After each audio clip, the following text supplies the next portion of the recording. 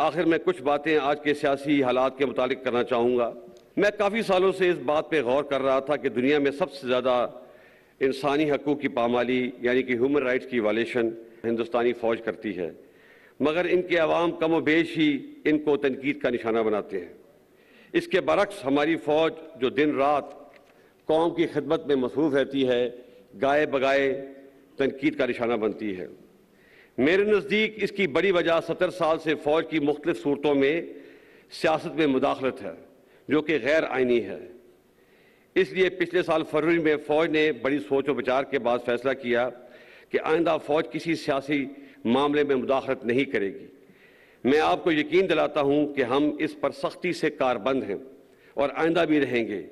ताहम इस आइनी अमल का खैर मकदम करने के बजाय कई हलकों ने फ़ौज को शदीद तनकीद का निशाना बनाकर बहुत गैर मुनासिब और गैर शाइस्ता ज़बान का इस्तेमाल किया।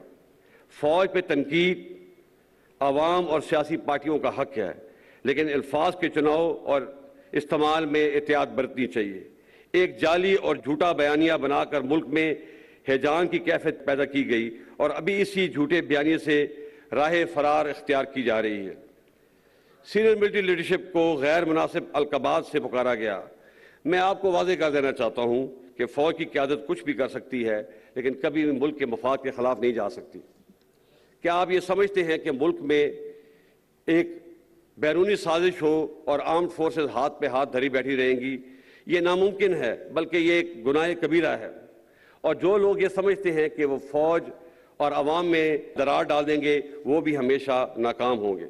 फ़ौज की क़यादत के पास इस नामुनासिब जलगार का जवाब देने के लिए बहुत से मौक़े और वसाइल मौजूद थे, लेकिन फ़ौज ने मुल्क के वसीतर मफाद में हौसले का मुज़ाहरा किया और कोई भी मनफी बयान देने से इज्तनाब किया।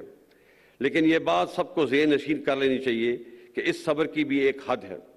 मैं अपने और फ़ौज के ख़िलाफ़ इस नामुनासिब और जारहाना रवैये को दरगुजर करके आगे बढ़ना चाहता हूँ, क्योंकि पाकिस्तान हम सबसे अफजल है।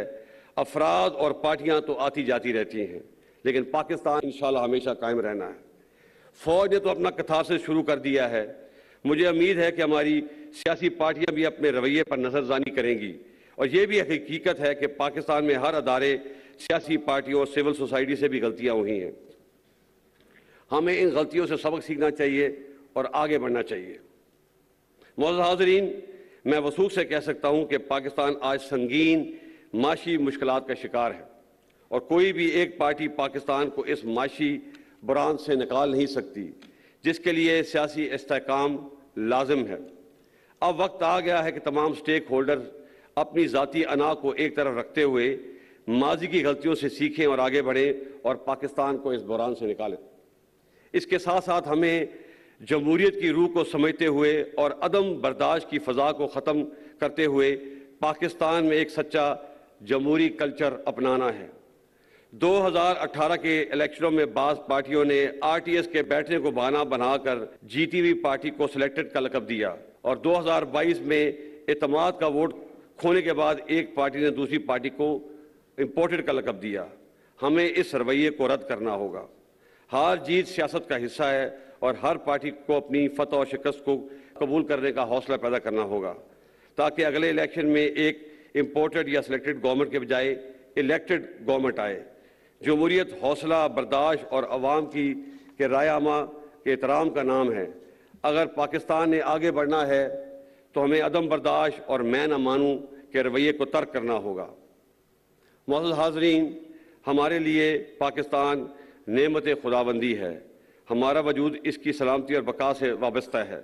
इसकी आज़ादी और इस्तेहकाम के लिए शोहदा ने बेपनाह कुर्बानियाँ दी हैं और हमें उन पर फ़ख्र है। मैं शोहदा के लवाहिकीन का शुक्रिया अदा करता हूँ जिन्होंने इस तकरीब में आकर इस तकरीब को रौनक बख्शी। आप सब पूरी कौम का सरमाया इफ्तिखार हैं। ये तजदीद अहद का दिन है। आइए मिलकर यह अहद करें कि हम अपने शोहदा और गाजियों की ताबिंदा तारीख़ को हमेशा ज़िंदा रखेंगे और मिलकर पाकिस्तान की और बेहतरी और तरक्की में अपना किरदार अदा करेंगे। मादरे वतन की हिफाजत और सालमियत हमारा अव्वलीन फ़र्ज़ है और रहेगा, जिसको निभाने के लिए हम किसी भी कुर्बानी से दरेग नहीं करेंगे। अल्लाह ताला हमारा हामी व नासिर हो। पाक फ़ौज जिंदाबाद, पाकिस्तान पाइंदाबाद।